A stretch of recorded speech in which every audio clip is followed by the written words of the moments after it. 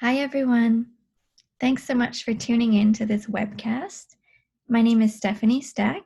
I'm the Chief Biologist at Pacific Whale Foundation. I'm going to share with you today a talk that I originally delivered at a conference last fall. I'm going to share with you some of my Australia research. The title of my presentation is The Effects of Swim with Whale Tourism on the Whales of Hervey Bay. What do we know about them so far, and how can we help protect them? I'd like to thank my co-authors who contributed to this presentation, Jens, Grace, and Abigail. So I'd like to start by talking about the value of whales. What is the value of a whale, and why is it important to conserve them? There are both important economic benefits to conserving whales and environmental benefits.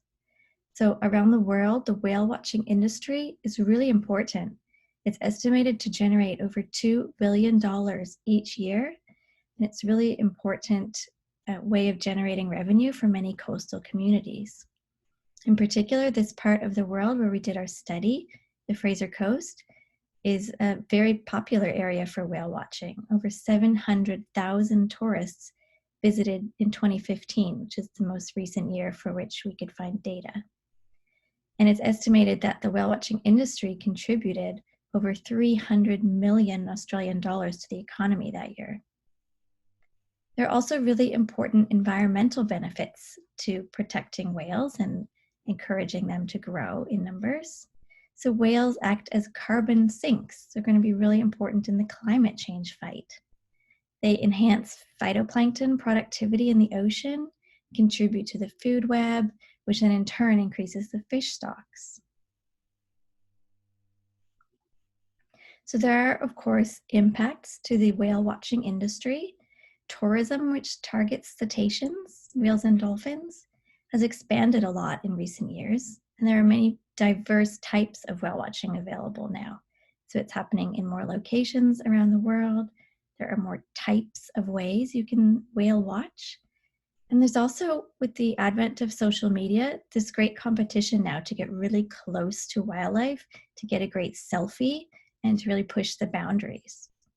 So because of all these things, there's growing concern about the impact of this industry, both on individual whales and on the population level.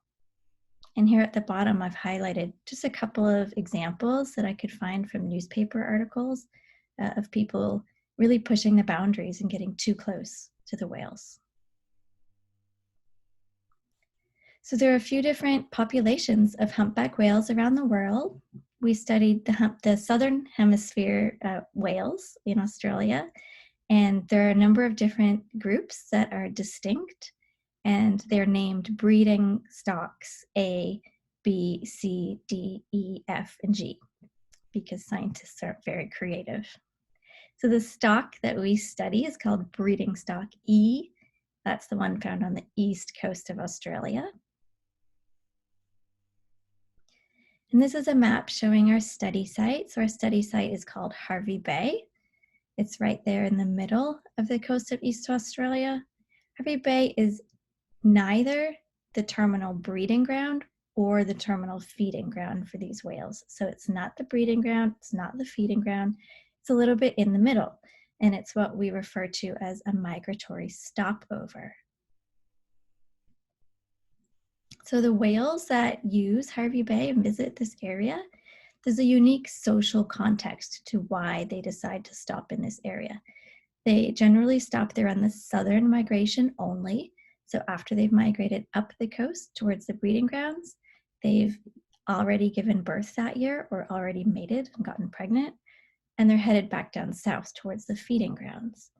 And there's an interesting order to which the whales arrive in Hervey Bay.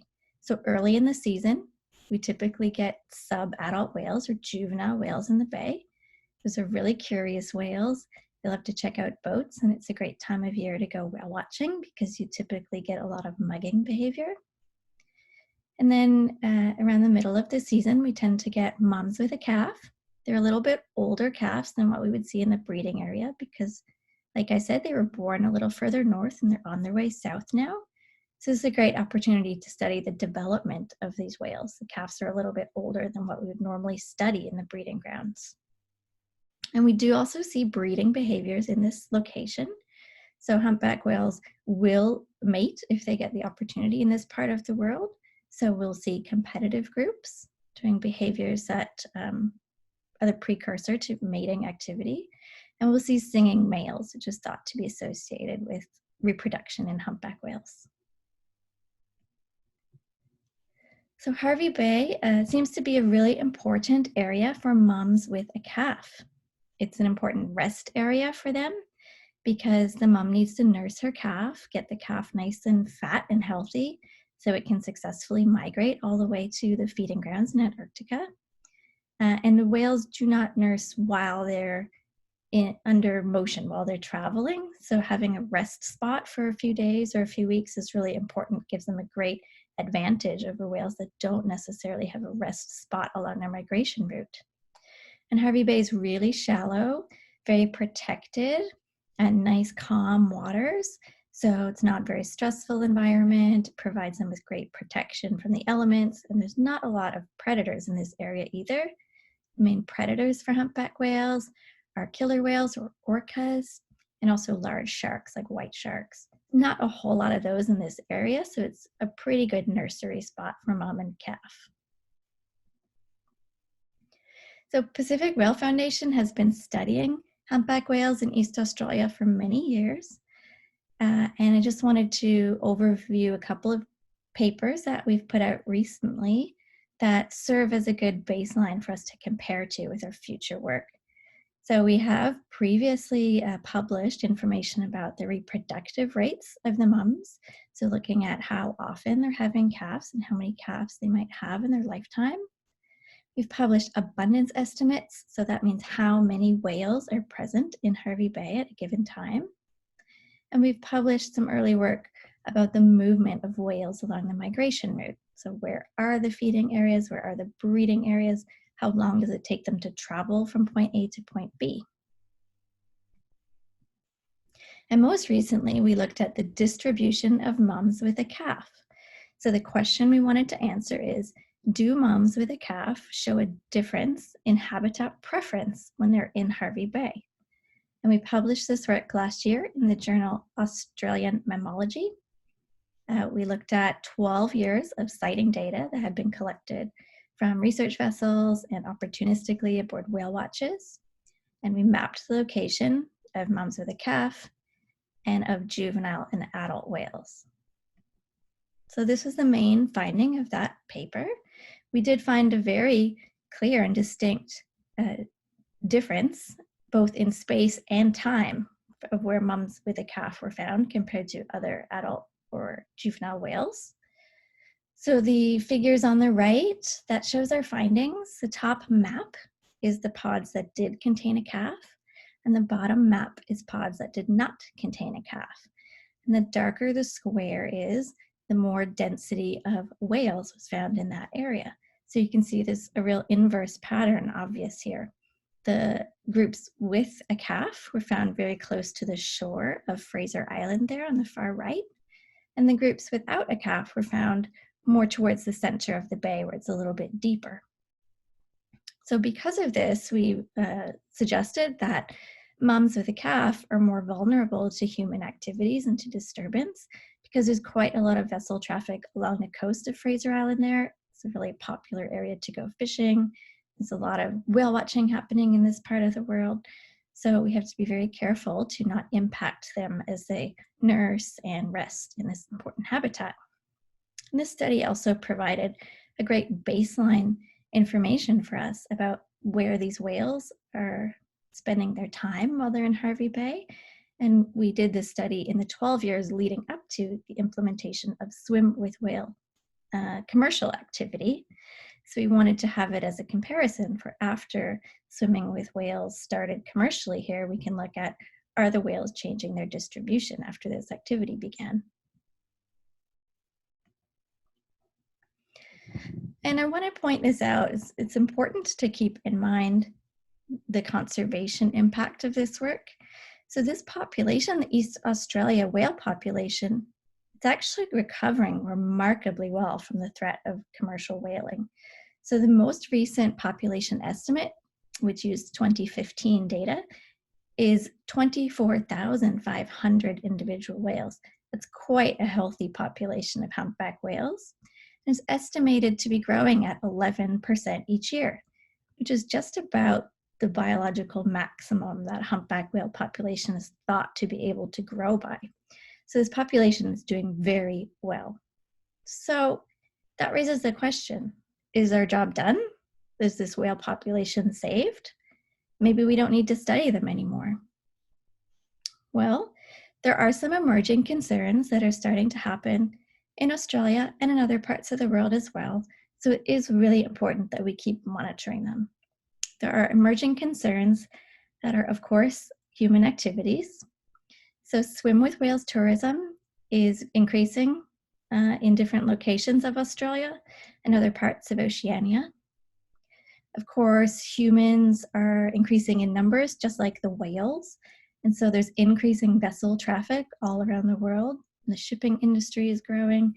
The private vessels, number of people on the water, that's growing as well too. And marine debris, entanglement, ingestion of plastics, those types of issues, those are huge concerns as well. And entanglement certainly seems to be on the rise in Hervey Bay.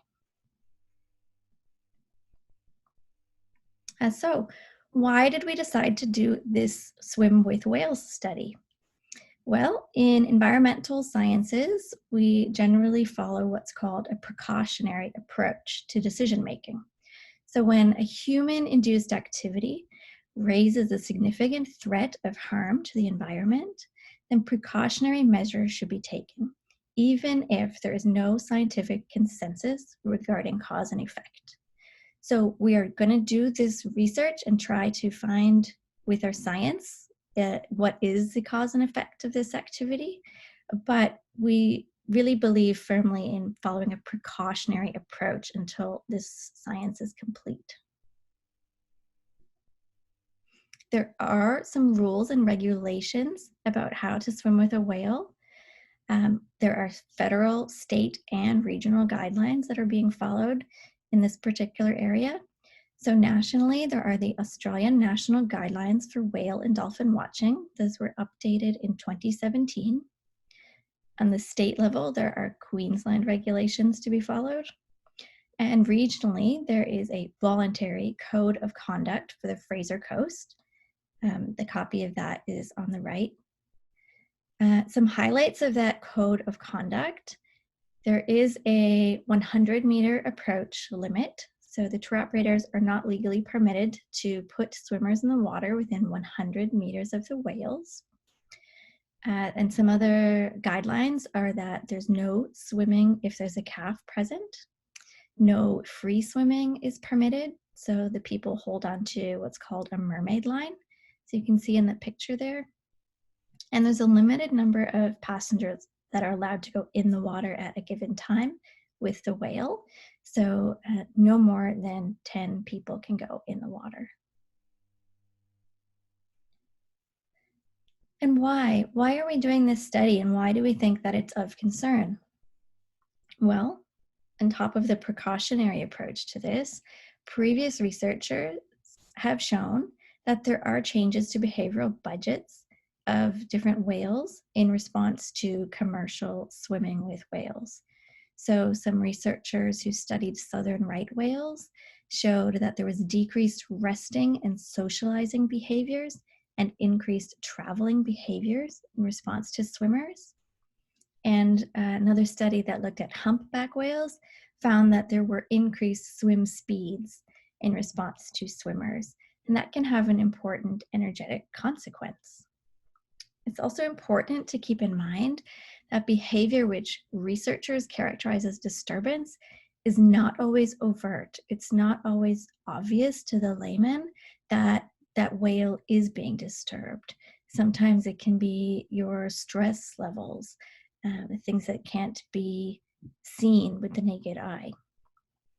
It's also important to remember that short-term behavioral changes can have long-term consequences. So if over time we're having cumulative impact on the energy budget of these animals, that can be really detrimental in the long term. And finally, there has been no research on the impact of this activity on humpback whales in the Fraser Coast. So it's important to do this study locally and find out how this particular population is responding to the commercial activity. So how did we do this? Our study design is called before, during, and after study. So we record data on the group size and composition. So how many whales and what age class are they? We collected photo ID data of the whales that were being targeted. And we made continuous behavioral observations, continuously measured the distance the vessel was to the whale. We measured the presence or absence of other vessels, how many vessels were there if there were others. And we measured affiliations and disaffiliations. So if the group of whales was changing in numbers, we recorded that. So we recorded all of those things for timed intervals before the swimmers went in the water, during the swim activity, and then again after the swimmers had returned to the boat.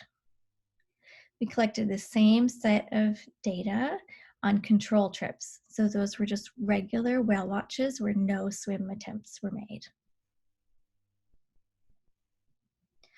So I want to emphasize that this work is ongoing. We have only preliminary results so far. To date, we have done 2 seasons of data collection. This study happens in July, August, and early September.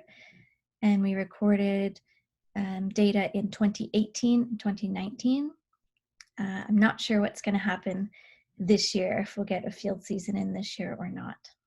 So we have just about 40 hours of observation time, meaning we were making recordings on the whale behavior in either the before, during, or after interval. We were able to go on 42 trips and make observations on 59 pods of whales. Of those, we had 133 individual whales, and you can see that most of them are juveniles.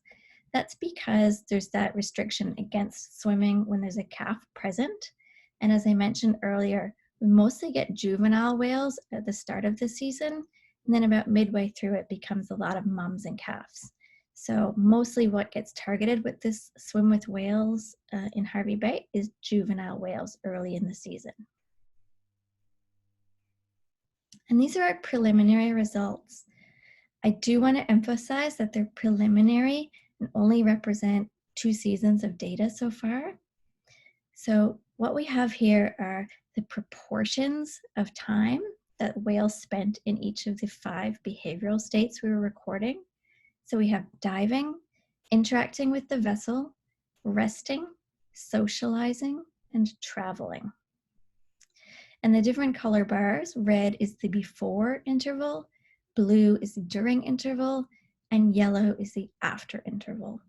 So all this graph is meant to show you is that there are statistically significant changes happening in the proportion of time that whales spent in the behavioral states from before to during to after. We don't have the data available right now to make any further inferences than that. So the outcomes of this study, what we're hoping to achieve, are to identify and mitigate possible threats to humpback whales. We want to use our long-term research that's been done in Hervey Bay as a baseline for comparison. So as I mentioned, we've published papers on the abundance of whales in this area, the distribution of whales in this area, their reproductive rates. So we can use all that to compare and see what changes are happening in the future as human activities change. We want to be able to evaluate the code of conduct. So we're recording data on this activity as it follows the code of conduct. So we will then measure if that code of conduct is appropriate or not. And we want to work with the people who rely on these whales. So we want to work with the resource managers and the tour operators. It's really important as an economic value and environmental value. So we want to make sure we conserve the whales and work with the people who are reliant upon them. So we'll work with them to develop recommendations and best practices to shape their activities in the future. How you can help: think about your impact on the environment.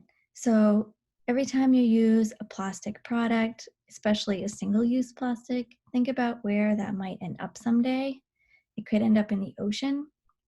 Also, try to buy products locally when you can, so we can work together to reduce the amount of shipping traffic around the world. Choose sustainable seafood, so you can look up the seafood that's available in your part of the world and try to choose one that's caught in an environmentally friendly manner. Some types of fisheries leave more gear in the ocean and cause more entanglement risk than others. Be whale aware. So Be Whale Aware is our program and guidelines for boat operators. It's a set of guidelines to follow to be less impactful to the whales in their area.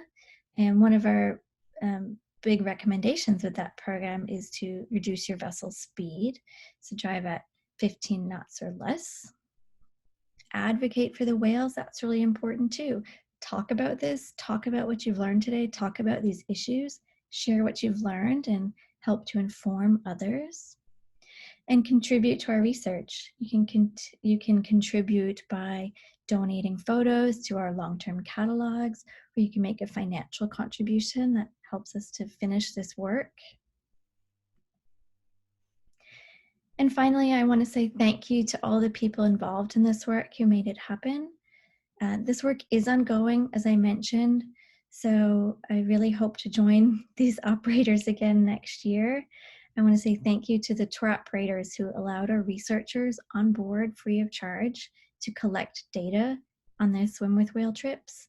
So thank you to Pack Whale Eco Adventures Australia, to the Hervey Bay Boat Club, the Hervey Bay Dive Center, and Hervey Bay Whale Watch. And thank you to the research assistants who collected data, to Jens Curry, Jessica McCordick, Grace Olson, and our volunteers, Luke Spinks, Jamie Ravenel, and Tara May. Funding for this work was provided by the members and supporters of Pacific Whale Foundation. And I really want to thank the team members over the years, both staff and volunteers from Pacific Whale Foundation, who've contributed to our long-term humpback whale research. There are too many people to name, but we're very grateful for all your contributions. And finally, thank you to all the citizen scientists who've contributed their whale photos over the years to our South Pacific Whale Catalog. If you'd like to do that, if you have some whale photos you'd like to give to us, you can see the criteria on our website. That's www.pacificwhale.org/donate photos. And if you have any follow-up questions about this information, please shoot me an email. And if you'd like to read any of our research papers that I mentioned, they're all freely available to download on our website right there. Thank you so much for tuning in and listening to me. Really grateful that you spent today with me. Thanks so much and have a good day.